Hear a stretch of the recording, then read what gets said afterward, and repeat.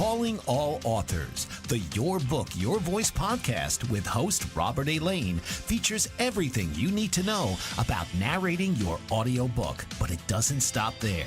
We have special guests lined up from all aspects of the book publishing industry, and we also dive deep into what it takes to be mentally prepared for success as an author and in life. So please welcome your host, Robert A. Lane.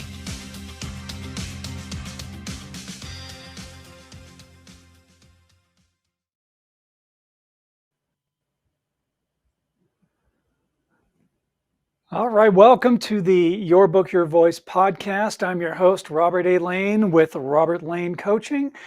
And we have a special guest for you today, as you can see there. Those of you who can see the video portion of the podcast.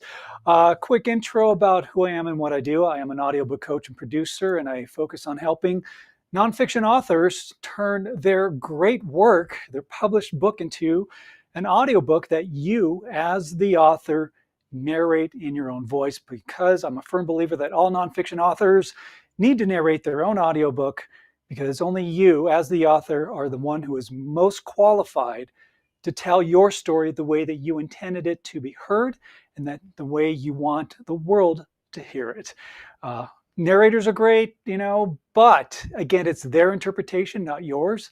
And you being a nonfiction author, you've lived it, you've breathed it, you've created this great story, you've put your unique stamp on your book, and only you can tell that story. So I have an audiobook coaching program, which is called Your Book, Your Voice.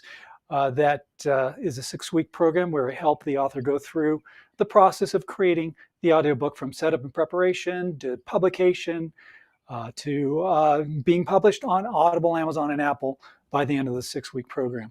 And our special guest today, because I just don't want to wait any longer, I want to bring Bridgette Boucha in. This is the Money Queen. The Money Queen. She is a financial whiz.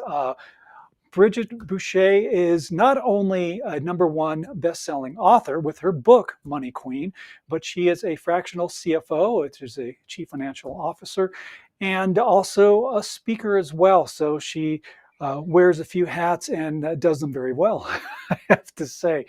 So, Bridgette, thank you so much for joining us on the Your Book, Your Voice podcast. I'm honored to be here. Thank you for asking me to join. All right. So, my first question is, can you define what a fractional CFO is? We hear CFO, but I haven't heard the term fractional before, actually, and that's not familiar territory for me. I mean, I think fractional, that's fractions, that must be math, that must be having something to do with numbers, so that has to be something to do with finances. That's a great question. So the finance part, I think, might be clear to people, but Chief Financial Officer is what CFO stands for. It's financial strategy, advisory, decisions that are in your business that are bigger than you. And a lot of big companies, all big companies, in fact, have a CFO. The fractional part comes in to the underserved market. The people that don't need a full-time CFO, they're scaling entrepreneurs. They're making bigger decisions in their business. They're trying to make their money work for them. They're trying to understand where their financial potential of their business is. And so rather than hiring somebody full-time, they can hire fractional. So it's essentially kind of a part-time. So I work with dozens of clients in different capacities.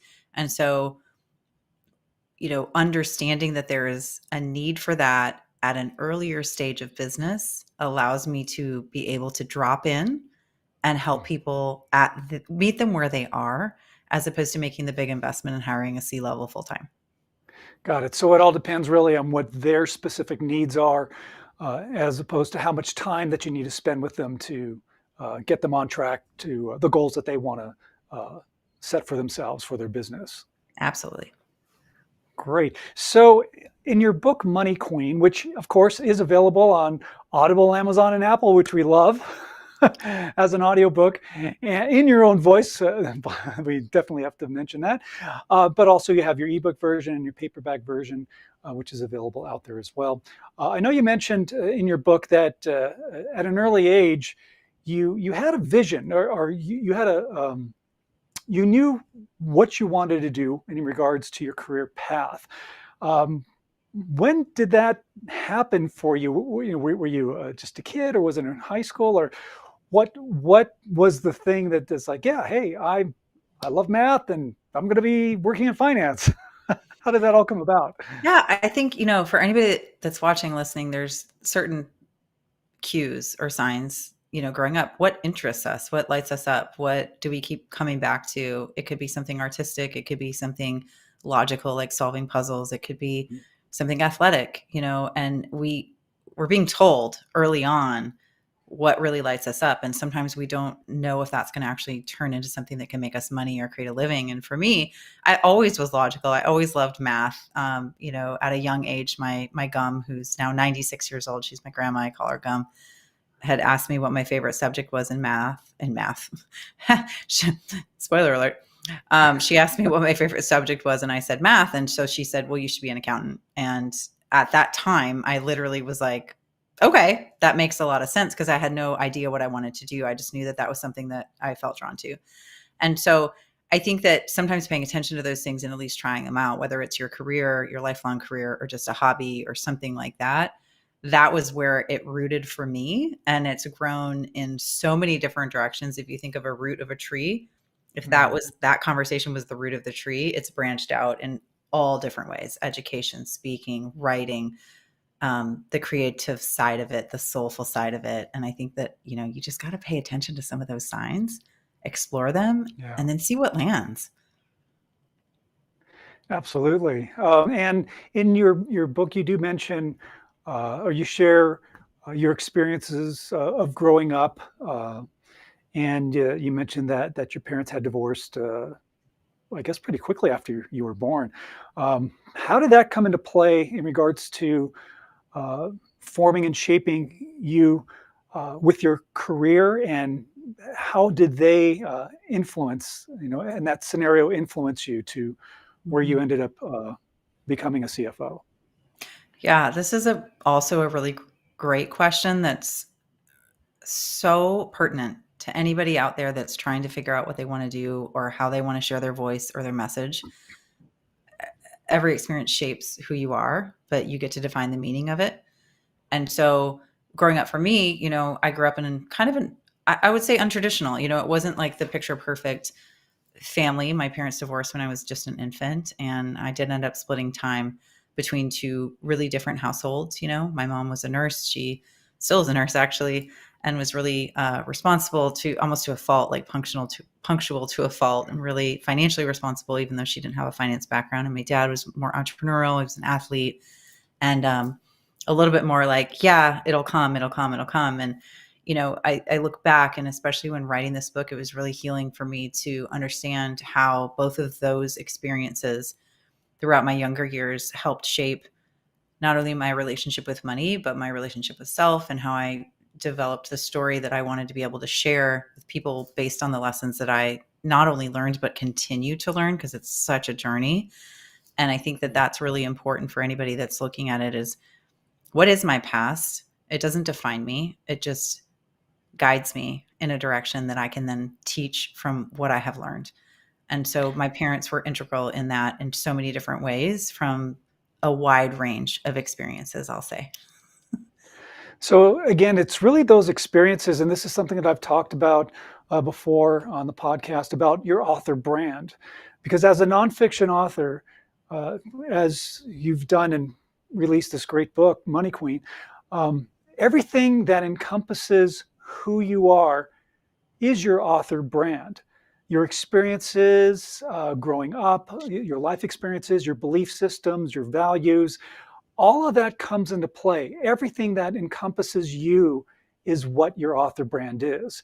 And again, as an author, your product is your ebook, your paperback, your audiobook, and those are, again, your products that you as the author are presenting to the world. And the one thing that I just really want to stress for any author really is that as an author, as a brand, you are an entrepreneur, you are a business, and it's something that you just have to embrace. You got to love what you do. I don't consider any published nonfiction author a hobbyist. as far as I'm concerned, you are a business. You've created something. You've put this wonderful piece of work out there for the world to read, and as an audiobook for the world to hear.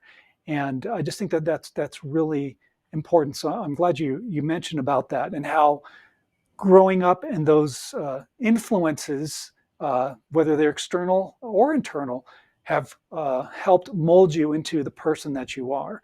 Because you are an author, and this is your brand, 100%. So what was the catalyst for you? Well, let me backtrack just a little bit. First, I want to talk a little bit, or have you share a little bit about the steps of when you became a CFO. Like you had this focused dream, basically, of rising up the corporate ladder and getting into this position. What was that like, and how did that end up turning into something that you decided to step away from?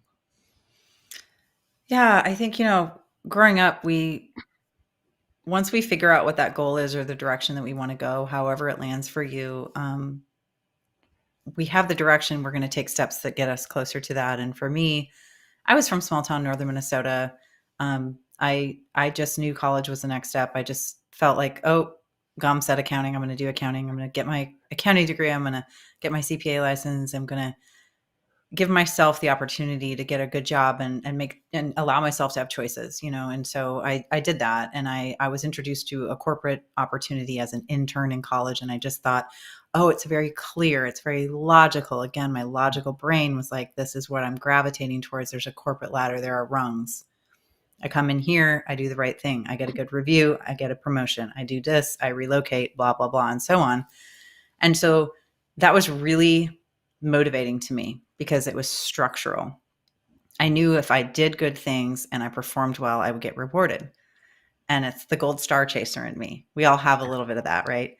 Yeah. And I did that. I followed that path. I relocated. I'm from northern Minnesota. I ended up in Atlanta, Georgia. I was going to be here 2 to 3 years. I'm 21 years still in Atlanta as my home base, but I travel quite a bit.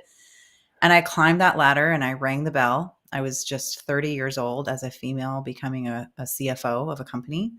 And I was thrilled. I mean, it was like, oh my gosh, I did all the right things. And this is literally my reward. And like many people that pursue and strive towards something and then reach it, it's amazing, right? And it's usually not the long lasting effect. It could be 5 minutes for an Olympian. It could be 4 years for a corporate CFO like me. It just, there's kind of this, what's next? Or wow, this can't be it. And so I was really thrilled and I was really proud to be able to reach that goal for myself personally and also for my family who had made an investment in my college education. And, I had made personal sacrifices, moved and all these things. And at some point it felt really out of alignment. But I didn't have language for it at the time. I never really allowed myself to go inward or go deep. I just knew that I was confused that it was everything I ever wanted. And somehow it was no longer enough. I see. And I just had no idea what was next. But I knew that I had control over making the decision to step away. And it was hard, but it was the best thing I've done. Yeah. So we're going to take a quick break, and when we come back, this is the perfect place to stop for a second, because we do want to talk about your transition from leaving the corporate world, becoming an entrepreneur, the catalyst for that. Love to hear that story. So we're going to get that in just a second. You are listening to the Your Book, Your Voice podcast. I'm Robert A. Lane, your host with Robert Lane Coaching. Our special guest is Bridgette Boucha, the Money Queen. We have so much more to share with you with her experiences and how it ties into you as an author. So don't go away. We'll be right back. What if there were a super tiny device that could diagnose the brain and is smaller than a single human hair? What if you could see inside the brain to help an epilepsy patient during surgery or to help the fight against Parkinson's disease?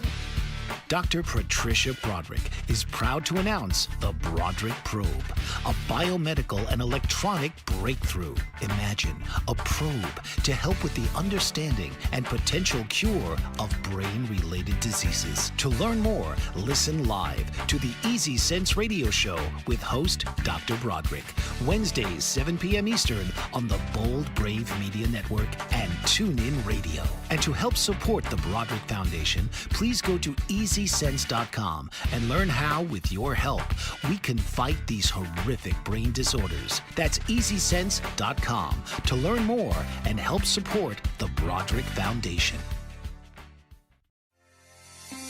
Author, radio show host, and coach John M. Hawkins reveals strategies to help gain perspective, build confidence, find clarity, achieve goals. John M. Hawkins' new book, Coached to Greatness, Unlock Your Full Potential with Limitless Growth, published by iUniverse. Hawkins reveals strategies to help readers accomplish more. He believes the book can coach them to greatness. Hawkins says that the best athletes get to the top of their sport with the help of coaches, mentors, and others. He shares guidance that helps readers reflect on what motivates them, rediscover and assess their core values, philosophies, and competencies, find settings that allow them to be the most productive, and track their progress towards accomplishing goals. Listen to John Hawkins' My Strategy, Saturdays, 1 p.m. Eastern on the BBM Global Network and TuneIn Radio. And welcome back. This is the Your Book, Your Voice podcast. I'm your host, Robert A. Lane with Robert Lane Coaching. A couple of things I want to share with you before we dive back into our interview with the lovely Bridgette Boucha. First of all, for those of you who are tuning in, I do have a freebie that I want to share with you, and that is the Audiobook Narration Reference Guide. This is a free downloadable PDF that you're more than welcome to grab and utilize. It gives you some tips and techniques on how to do a great audiobook narration, because again, all nonfiction authors need to narrate their own audiobook.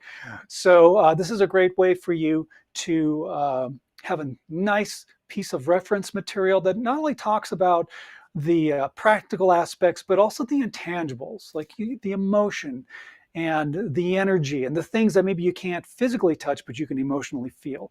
And that's really key and really important in doing a great audiobook narration. So if you'd like to grab a free copy of this, by all means, you can download it at this link. It's a bit.ly link, so it's bit.ly/narration reference guide. That's bit.ly/narration reference guide.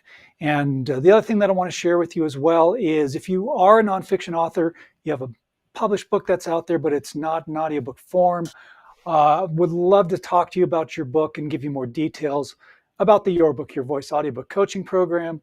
And you have one simple step, and that is just to book a call with me. And I'd love to, again, to talk to you about your book and about the program. And you can be published on Audible, Amazon, and Apple in 6 weeks. So this is another bit.ly link for you to schedule a call if you like. This is my calendar. It's a bit.ly/audiobook onboarding. That's bit.ly/audiobook onboarding. We'd love to talk with you. And again, you can always go to robertlanecoaching.com for more information, and has those links there as well. All right, let's get Bridgette back in here, because we have a lot to talk about. This is Bridgette Boucha. She released a book called The Money Queen, which is an awesome book. Bridgette also did the audiobook version in her own voice, which I love that. Sounds great. And we were talking about working in the corporate world and reaching those goals, hitting those goals. You know, I've met my goals. I've got my dream job, but then sometimes you don't feel fulfilled, and that's where I want you to take us on that journey. What was the catalyst that was like, okay, this isn't what I want to do anymore. I have my dream job, but something's not right. What was it that made you decide to leave the security of having a corporate job to now becoming an entrepreneur? Yeah, I think a lot of people go through this in different areas of their life, but many of them in career. We work really hard. We spend a lot of time pouring into our education and our skill set and interviewing and our resume and building relationships at work. And for me personally, it was everything I did for 15 years. And when I was able to achieve that goal and work in that role and feel really proud of it for a while, there was something that felt disconnected. I was not as my tolerance and my patience, my excitement, my joy was kind of dwindling. And I again, such a gold star chaser, I didn't want to underperform. So I had to really listen to these signs that my body was telling me. And, ultimately I just had not an aha moment, but many moments that made me realize that this cannot be it. I didn't work this hard. I didn't put all this time, energy, effort to feel this way. And I didn't know that there was another way. But at the time, I just knew that I needed to make a change. And so I made the untraditional decision to resign. But as a really responsible fiduciary person, I resigned 3 different times, was talked back into it, stayed, those kinds of things. But ultimately, I did resign and give myself a break to try to figure out what the next steps were.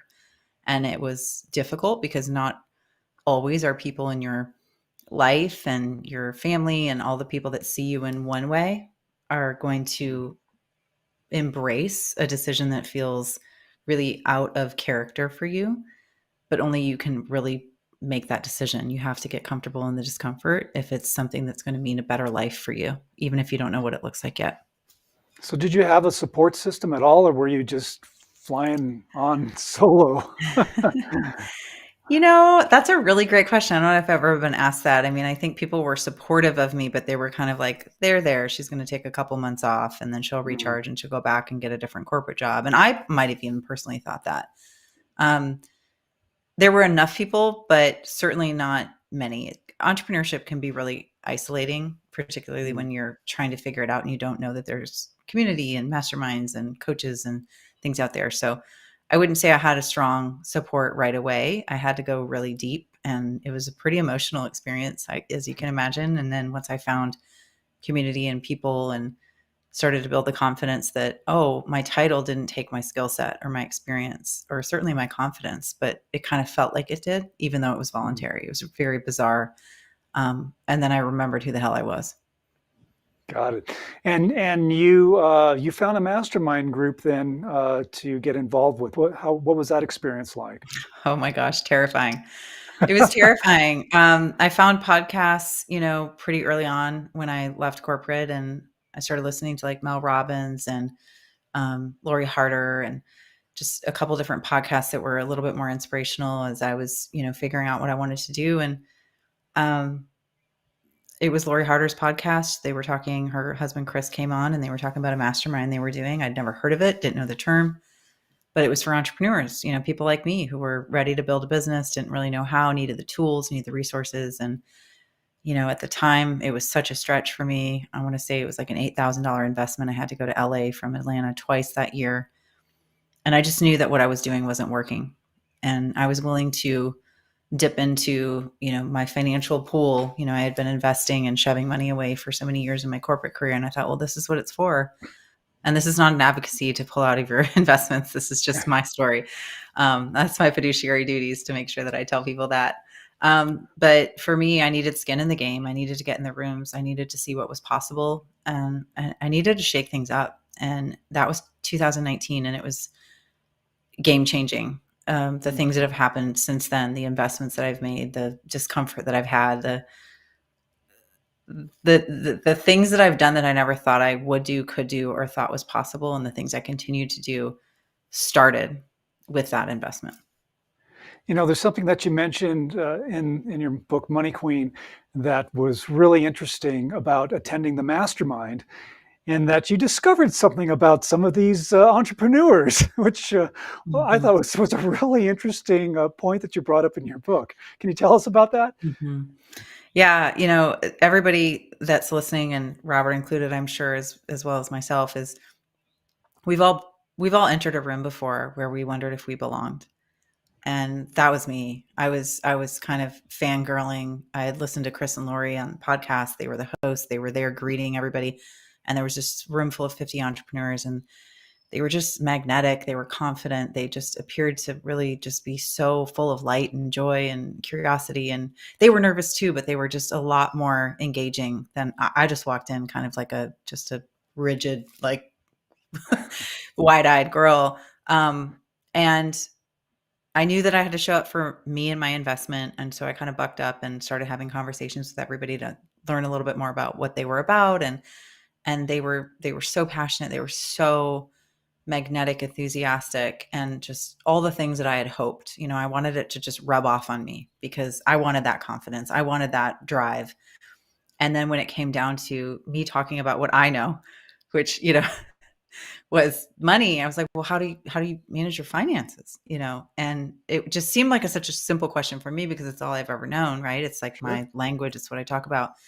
And one by one, they just kind of froze because they have been operating in a way where they have not felt supported in that area. Numbers are not a lot of people's first cup of tea priority. There's innovators, there's visionaries, there's all these amazing entrepreneurs that are creative, and numbers kind of come last or somebody else does it for them. But for this middle, like scaling entrepreneur, early stage entrepreneur, there just wasn't anybody for them.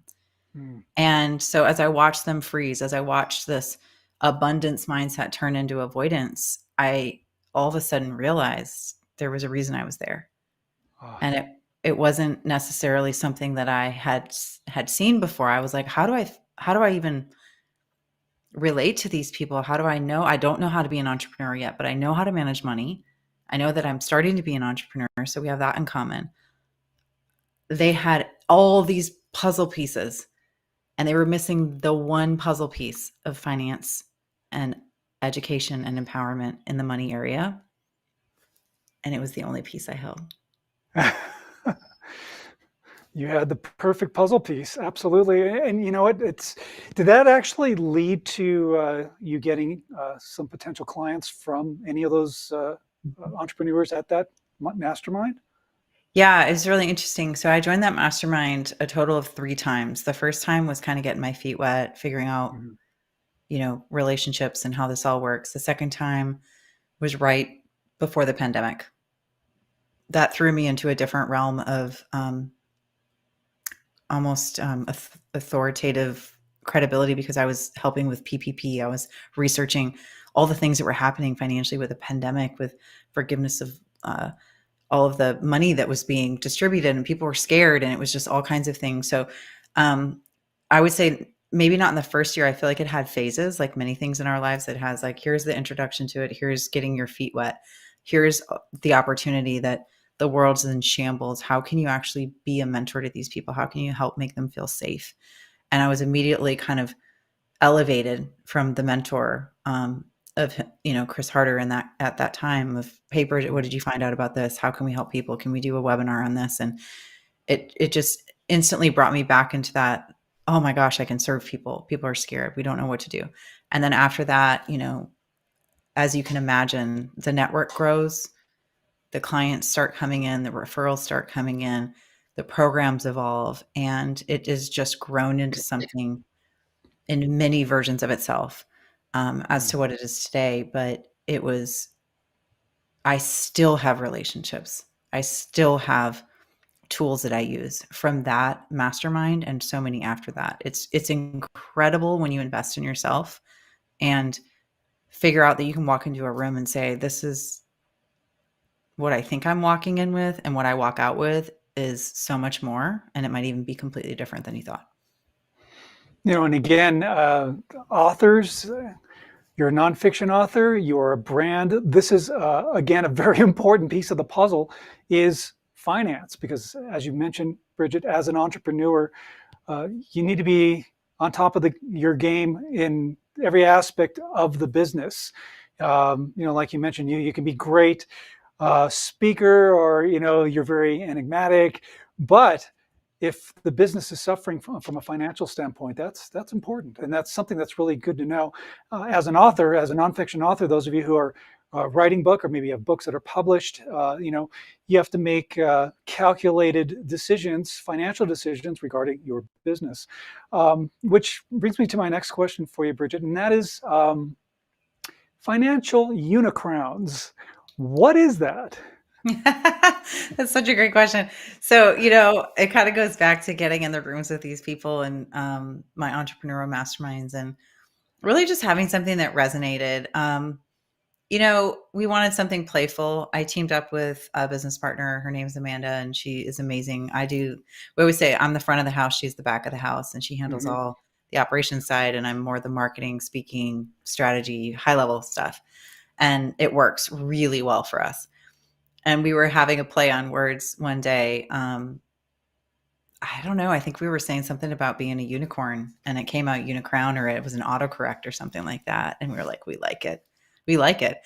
You have to have personal business branding that's going to draw in your people. So I'm not going to draw in somebody that's really transactional, that doesn't want a relationship style or something a little bit more personal. Like, I want to think bigger. I want to talk to you about what your goals are, not just for your business. What do you want out of life? How many hours do you want to work? What resources do you need? Do you have kids? When are your next vacations? Your business sources and funds your life. I would be, in my opinion, I would feel out of integrity if I created a business or a money map plan for you that didn't support your lifestyle. So I have to know who you are. And so the people that want somebody that's a little bit more transactional, here's your P&L, here's your budget, they're not my people. So to play into financial unicorns, if someone's like, what the hell is that? That doesn't sound serious. Sorry, not my people. It's almost like a qualifier right there. That's, and I think that's really key to part of branding, part of what you offer as an entrepreneur. And, it's just like we all have our niche in a sense, audiobook coaching. That's what I do. Your book, your voice. That's my brand, financial unicorns. It's great. It catches your attention. And for me, when I first saw that, it made me curious. What is that? What is that? And it is, like you say, it is a good thing to kind of weed out the people who are serious and people that you want to work with, and people that want to work with you. So that, that's really a great thing. What was the reason behind taking what you do in your business and turning it into Money Queen, the book? Why did you want to do that? Oh, such a great question. And I think anybody that's listening that has solved a problem for somebody else, whether it's even yourself and you're starting to solve problems for other people, or you've already done it, there's no better feeling than helping people. And I think that's a lot of reason why entrepreneurs are in business. Yes, we want to make money and we want financial freedom and we want flexibility of our time, but ultimately it's about service.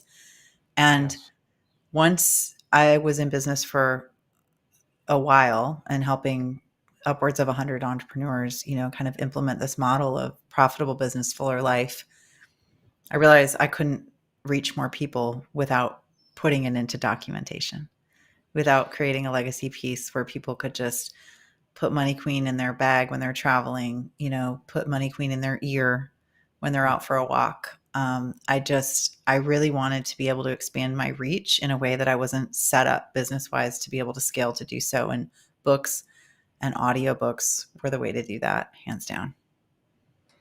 I agree with you 100%. And I believe, most nonfiction authors that I've worked with as well, again, have a story to tell.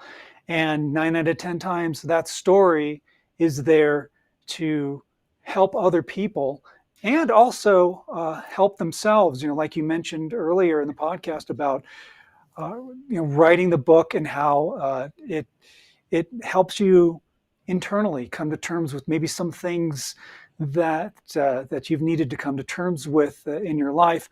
And, I kind of felt the same way when I wrote my book too, even though it's about working in the entertainment business and all that, but there were things that happened that I needed to come to terms with and share, that story to hopefully help other people as well. So that's definitely a great reason for doing that. In regards to wanting to tell your story, not only your voice is in your written word, of course, but now you wanted to speak your story. And was there one reason for doing that? I mean, again, of course, I, as an audiobook coach and producer, I believe in that, but because I feel that when you narrate your own audiobook as the author, you're preserving the integrity of your book, of your story, and it's in your voice, and no one, again, can tell your story better than you as the author. Were there any other reasons to put yourself out there so people can actually hear you tell your story? Yeah, there were several actually. I think, going through the process of writing a book is such an experience in itself. And then oftentimes you don't go back and read it. I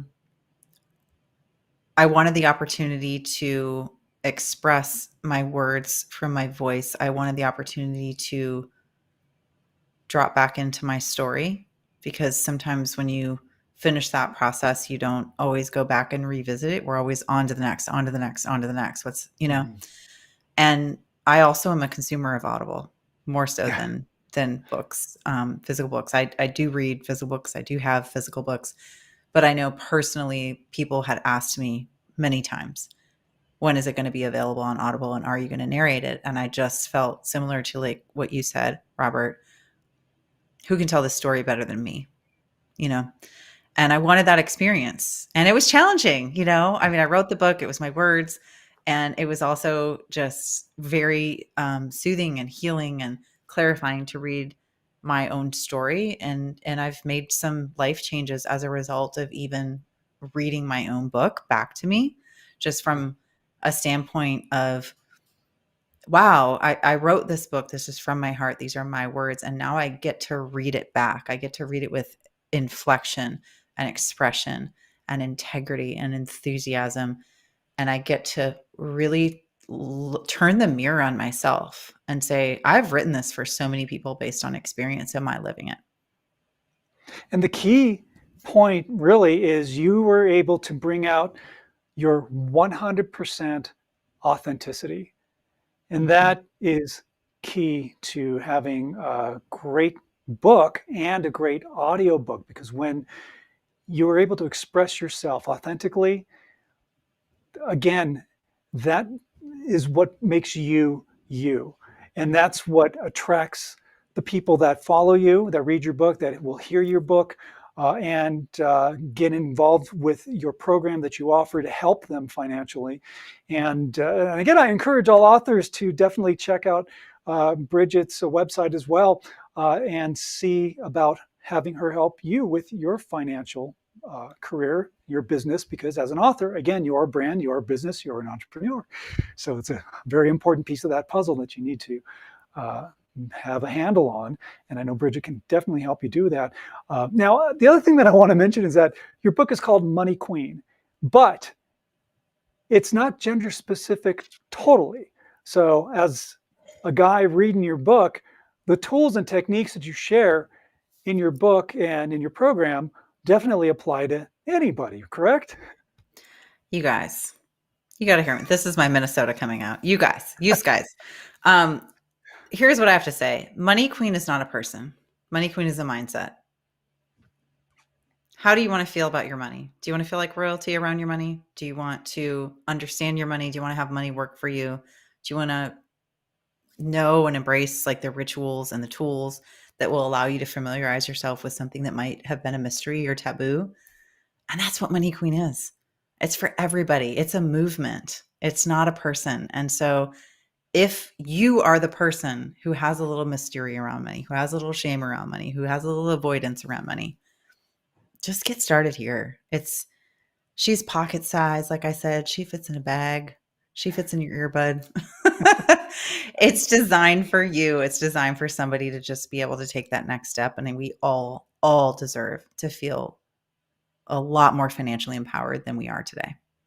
I love that. Yeah, empowerment and royalty, feeling like royalty. I love that analogy. That's really great. So let's touch on just a little bit about the audiobook process. I had the great pleasure of working with you on your audiobook, which was a joy to do. How was it for you? What was the your initial process when you first received your recording equipment? Mhm. What was your approach? Were you very methodical? Were you excited? Were you a little like, I don't know? How I'm was it for you? I'm structured and methodical and also avoidant. So what I mean by that is everything was laid out for me. It was very organized. I knew exactly we hopped on a call. You said, this is what's happening. This is what you can expect. This is the timeline. And then I put, dates in my calendar because I'm really organized. I live and die by my calendar. And it was something that made me feel like I had a roadmap. And, I do money mapping for a living. So to me, to have a roadmap that I can just execute and know that I have a resource and guidance and accountability was really helpful. And even working around some of my travel, that I do travel quite a bit. And, we were able to knock it out. Um, you know, Edits, this, that, file transfer. I personally am one of those people that when I make an investment, I make a commitment, I need a little bit of the kick in the pants. I need to know that there's structure. I need to know that I have a call with somebody. And I, again, gold star chaser, I'm the one that wants to show up with my homework done.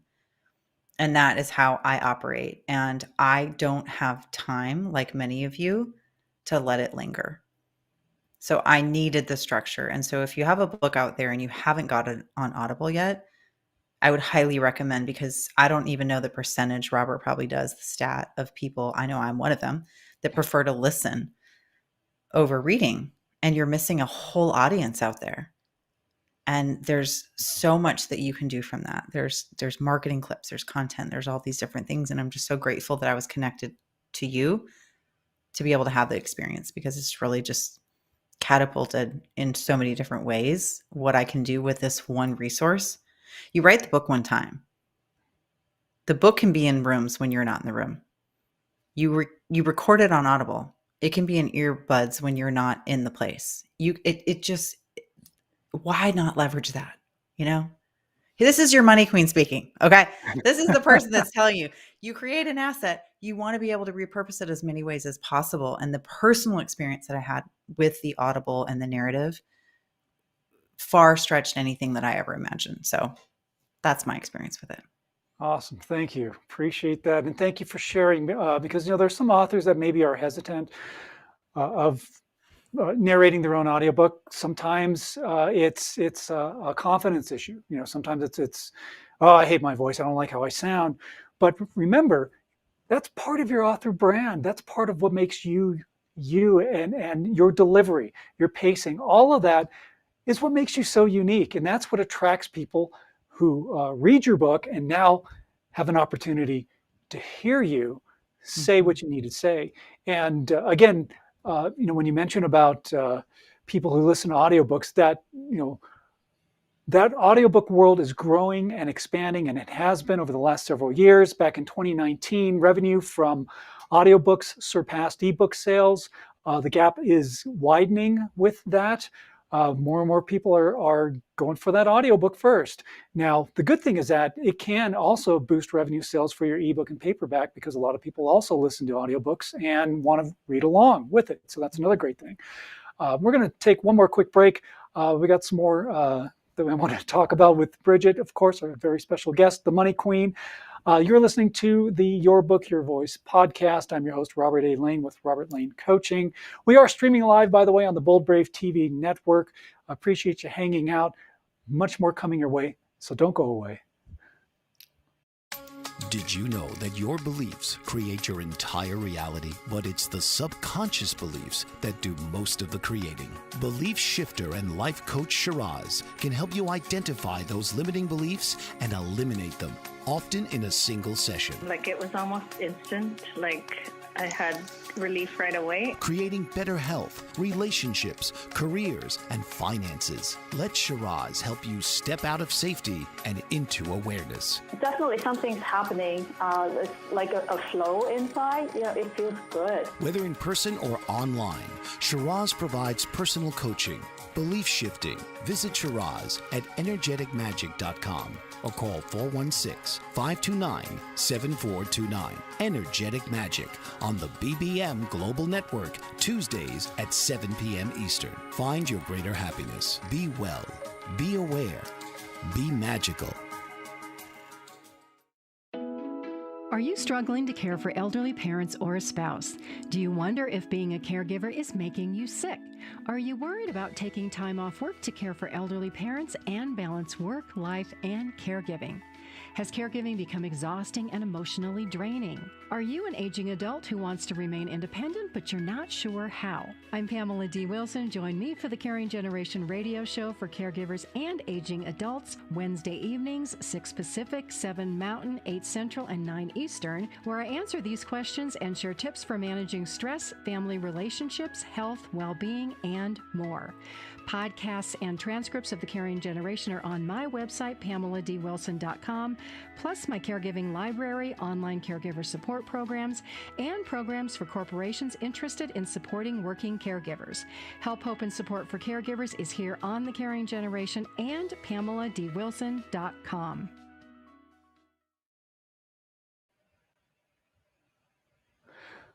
All right, welcome back. This is the Your Book, Your Voice podcast. I'm your host, Robert A. Lane with Robert Lane Coaching. If you want more information about the audiobook coaching program that I teach that Bridgette has gone through, you can just go to my website at robertlanecoaching.com. Schedule a call with me because, again, I talk to every potential author client before I enroll anybody in because and something that you mentioned, Bridgette, that's so important is that establishing a connection, a relationship, a business relationship. And I find that so important, which is why I do talk to every single person who is interested in the program that I teach to make sure that I resonate with them and they resonate with me.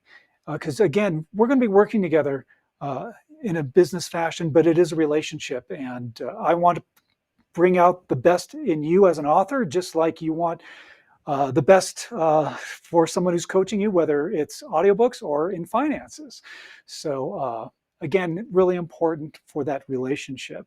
When you were recording your audiobook, Bridgette, did you have a specific person in mind that you were telling your story to that maybe helped you feel more conversational?